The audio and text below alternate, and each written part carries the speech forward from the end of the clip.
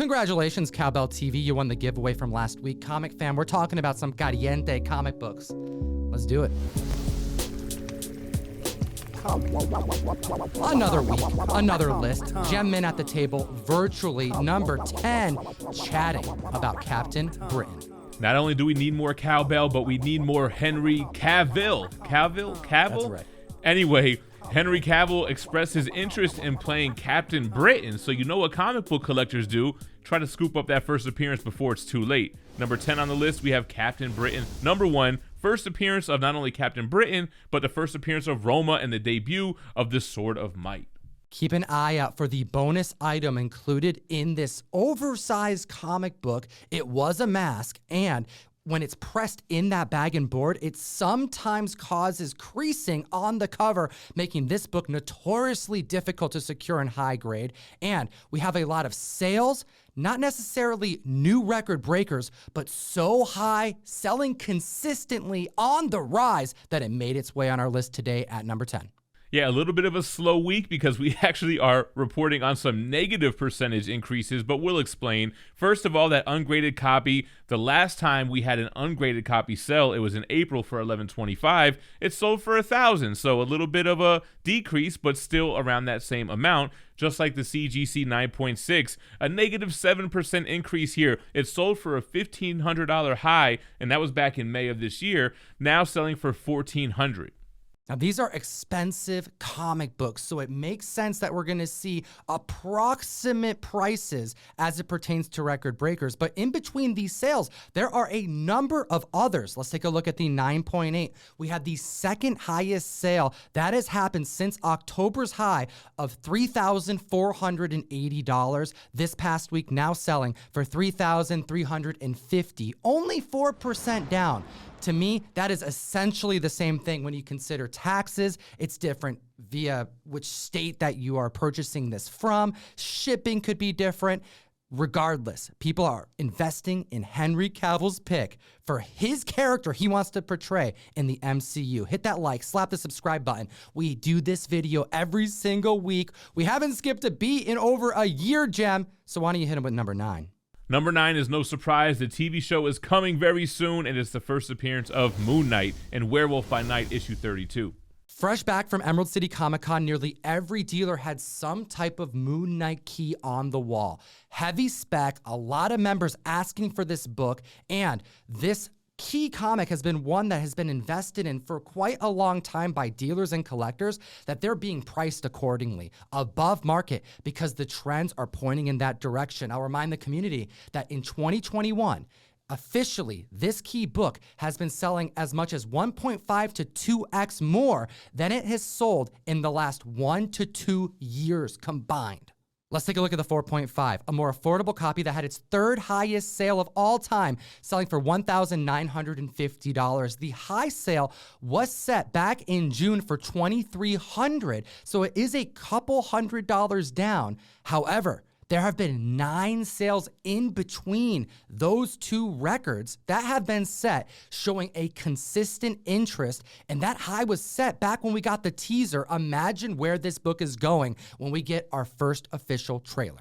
Yeah, the trailer's already got me hype. I think they're going to do Moon Knight justice, and Oscar Isaac looks like he's really going to pour himself into this role. Looking at the CGC 5.0, similar type of trends going on here. We have a recent sale of $1,950, which is still very strong. The high sale was set in July for $2,000, but considering the low just in January was $750, the book is still way up. Same thing with the 9.0. We have a sale now for $6,600. The high sale was set at $7,200, and there have been 6 sales since June 21st. So the book continues to sell.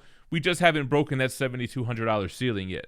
What do you think, comic fam? Where is this book going? Have we only begun to see the rise? I have to hear your thoughts in the comment section below. Now, let's look at number 8 on the list. Chat about some Hawkeye, some Disney Plus. We have Tales of Suspense, also known as TOS, issue number 57. A very difficult to secure in high grade because of that white cover, the origin and first appearance of Hawkeye, and the third appearance of Black Widow. Yeah, totally makes sense that this is on the list. The Hawkeye show for the first 3 issues have been dope, man. People are digging it, and it's getting more and more interest in his first appearance. So the 3 ungraded copies that sold this week, we had a $1,802 sale, a $1,600 sale, a $1,393 sale. These are the highest amounts in the last 90 days. Let's take a look at a mid-grade copy. A 6.0 back in February of this very year was selling for $700. We knew that Hawkeye was getting his own solo series. We knew Kate Bishop would be the focus, and it had yet broken 1K. Then we had this past October, as we drew near to the Disney Plus debut, a new high for a 6.0 set at $2,500. But this past week, we had the third highest sale of a 6.0 this year take place. $1,800. That is down $700. But this is a pricey book. It's mid-grade, and we are only midway through the season. Man, we're seeing similar trends in all grades. If you look at a CGC 3.0, it just sold for $750. Not a record breaker. The all-time high was $900 set back in May. But again, January, the low was $400, so still way up. The 5.0 showing similar trends. It just sold for $1,495. The high was set back in September for $1,700. The low in March was $761. And then the 7.5 selling for $3,195, just shy of the $3,250 high sale in July. What do you think about Hawkeye, comic fam? Let me know in the comment section below. The debut of Echo, seeing more than one character's origin take place in this single 6-episode series. We're talking Kate Bishop, Echo, David Matt Goodness, now at the list at number 7, another character we expect to see very soon. Sub-Mariner, issue number 1. We're talking Namor. I'm sure this book is selling because his first appearance in the Silver Age, Fantastic Four issue 5, is steadily getting out of reach. The first appearance in the Golden Age has been out of reach for decades, so this is the next best thing. Sub-Mariner, issue number 1, his first solo series in the Silver Age, The Origin of Namor, a 3.5 sold for $425 back in September. It's up 6%, finally, an increase. It's selling now for $450. Tenoch Huerta has been heavily speculated to take on a character in the MCU. Will it be Sub-Mariner? Well, since June 2021, that has been the word on the street. Now looking at a 9.2. Back in May, going for $2,600. That's up 2%. Now selling for $2,640. Maintaining sales as well as steady increases, because this book is difficult to secure above that 9.0. Keep track of all of these books, all of the data that is constantly being updated, moving the market by utilizing Kotam 101 on the best comic app to get your comic book knowledge on. We're talking Key Collector Comics. Use that code, unlock a free 2-week subscription, support what we do, and get access to this list before we hit the mic. That's right, we source this information from Key Collector Comics. Use that code, and Gem, hit them with some Kingpin goodness at the list at number 6. Amazing Spider-Man 51 cannot stay off our list, and after seeing Hawkeye episode 3, it's starting to make more and more sense. This is the second appearance of Kingpin, the first cover appearance, and we've got some record breakers. So, like I mentioned, number 6 on last week's top 10, a CGC 3.5 sold for $180 back in November. Can someone give me a time machine? It's up 61%, now selling for $290. The 4.5 could have been secured for $255 back in September. It's near doubled in price. It's up 76%, now selling for $450. It seems all but certain.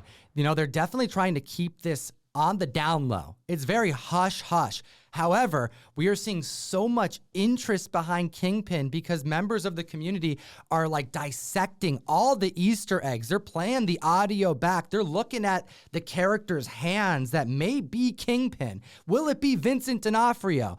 I'm betting so, and as soon as that happens, we have to relook at all of the Netflix Defenders. Next at the list, at number 5, we're switching publishers.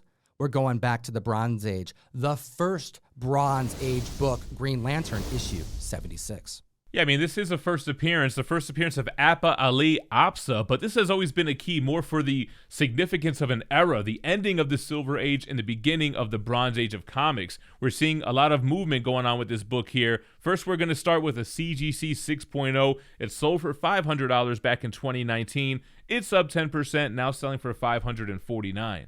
This book's interesting because its keyworthiness transcends anything that's going on in the MCU. This book has been hot for a long time, and every so often there are records that have been set over the last 20 years that not only are unverified, but they are outliers. So we're going to be focusing in on the verified sales. However, some of these have pretty interesting sales records. Let's look at the 6.5. Prior October record set for $589. That's up 10% this week, now selling for $650. And then we have the 9.2. $2,640 is what it sold for just this past October. That's up 10%. Now selling for $2,900. Is this HBO spec? Is it Green Arrow spec? Is it Green Lantern? We know we're going to get Green Lanterns on HBO. Jessica Cruz, Alan Scott. But this book is all about the Neil Adams, Denny O'Neil legendary tale, taking Green Lantern and Green Arrow and combining them on the cover and in title, and taking us, the readers, on a journey through America and chatting about such difficult topics that had yet been seen in comics. Yeah, and the unverified sales that Tom mentioned were a 6.0 back from 2011 and a 9.2 from 2009 that both sold for like 2.5 times more the fair market value during that time. So not something that Key Collector is really tracking.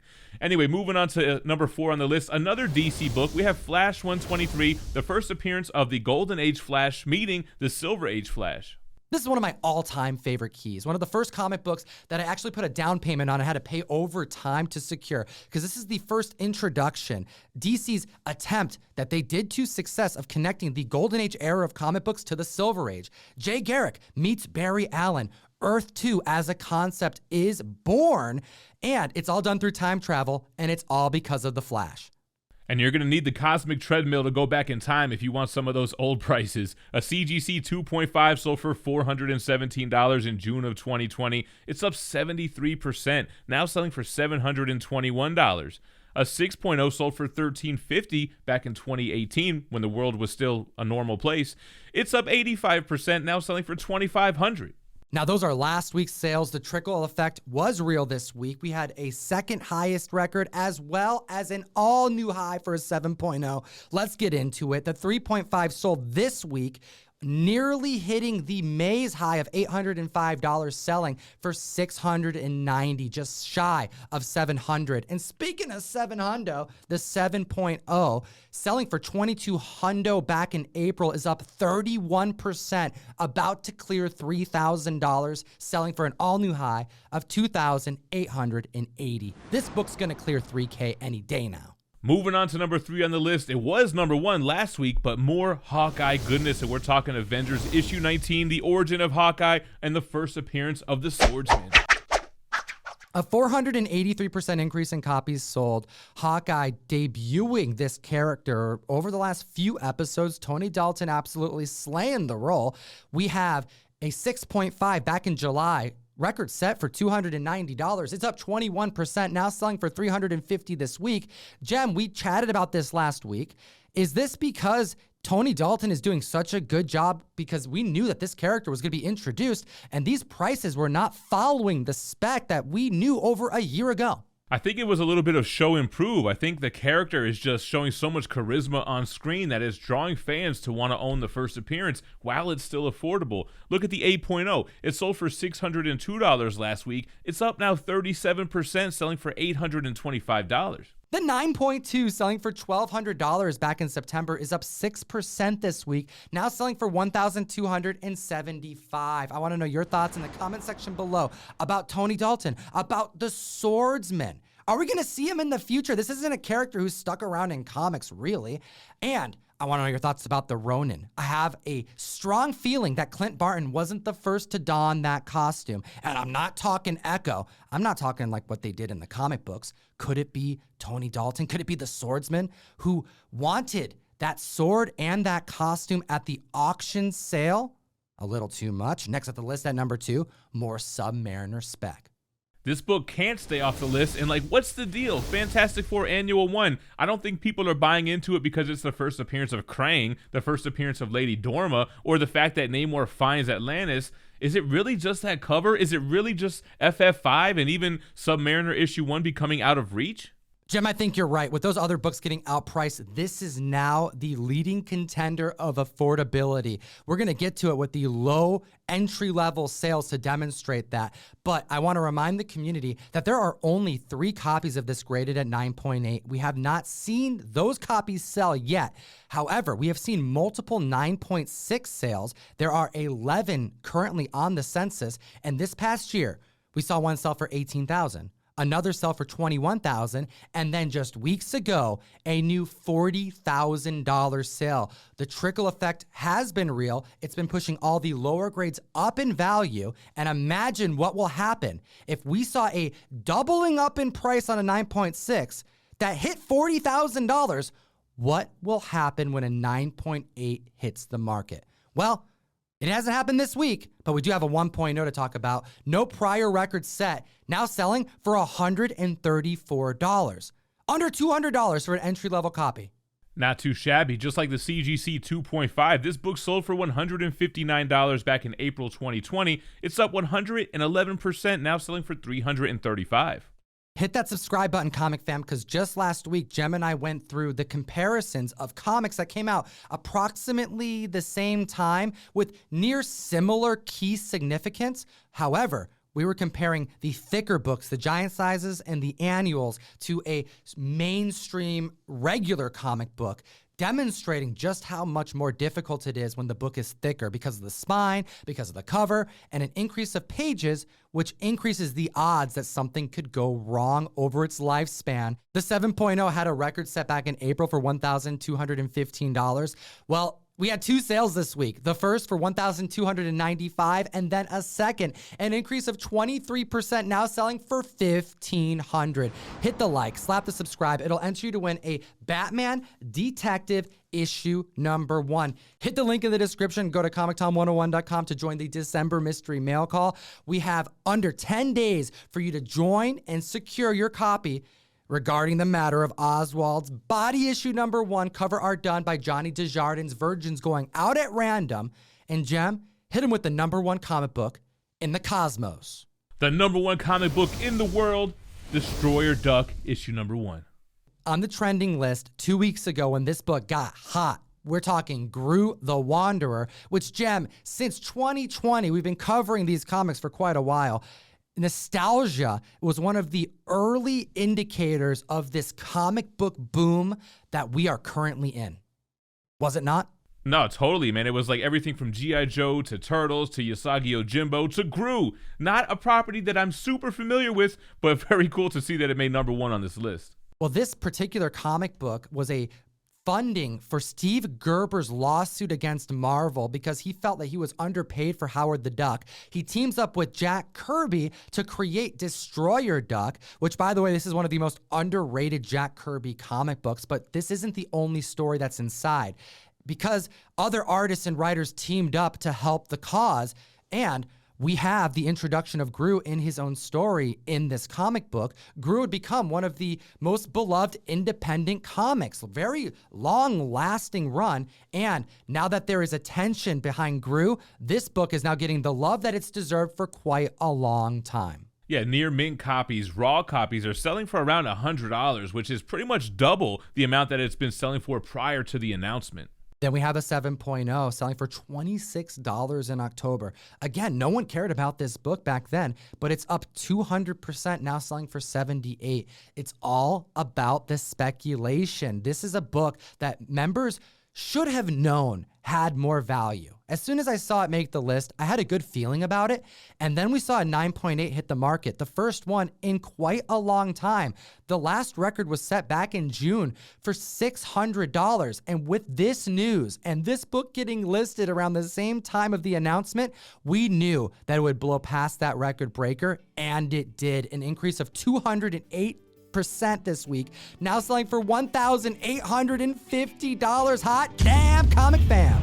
Man, those are some serious gains, guys. And if Zorro gets this out on time, that means it's Wednesday, my favorite day of the week, because we got What Not Wednesdays. I kick it off 2 p.m. Pacific, 5 p.m. Eastern, now every Wednesday followed by Danielle Nerdy Girl Comics, Mill Geek, Comic Pops, Comic Tom, Rage Theo, and the Golden Age Guru. Don't forget about Skeleton Key Comics, Tony and Sammy. Link in the description to follow us on the best new application to buy and sell funny books, trending books, comic books, and as always, geek responsibly and stay minty fresh. Enough said.